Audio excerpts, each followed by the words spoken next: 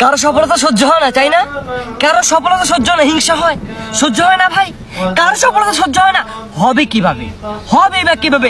নিজে চেষ্টা করেন না, অন্যের সফলতা দেখতে পারেন না।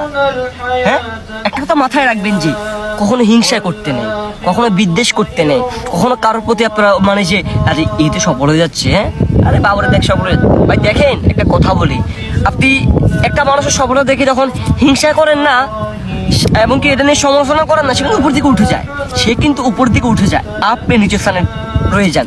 আর যে সমালোচনা করে সে কখনো উপর স্থানে থাকে না, কারণ একজন নিচু স্থানের ব্যক্তি কিন্তু উপর স্থান নিয়ে সমালোচনা করে, আর উপর স্থানের ব্যক্তি কিন্তু কখনো নিচের দিকে তাকায় না, শুধু উপর দিকে উঠে যায়, এইভাবে উঠে যায়। আর উপর স্থানের ব্যক্তি নিচের স্থানের দিকে তাকায়।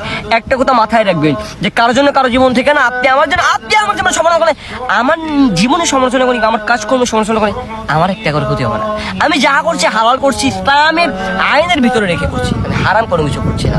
ঠিক তেমন প্রত্যেকটা মানুষের জীবনে কেউ কারো সফলতা দেখতে পারে না, কে কারো ভালো কোনো কিছু দেখতে পারে না। আমি ধিক্কার জানাই তার উপরে যে মানুষের সফলতা দেখা তাক দূরের কথা। হ্যাঁ, মানে কি বলবো আর, এক কথা বলতে গেলে মানে বলার মতো আমার কোনো ভাষাই নেই। জি, কারো সফলতা নিয়ে কখনো দ্বিমত এবং কি সমালোচনা করবেন না, ইনশাআল্লাহ।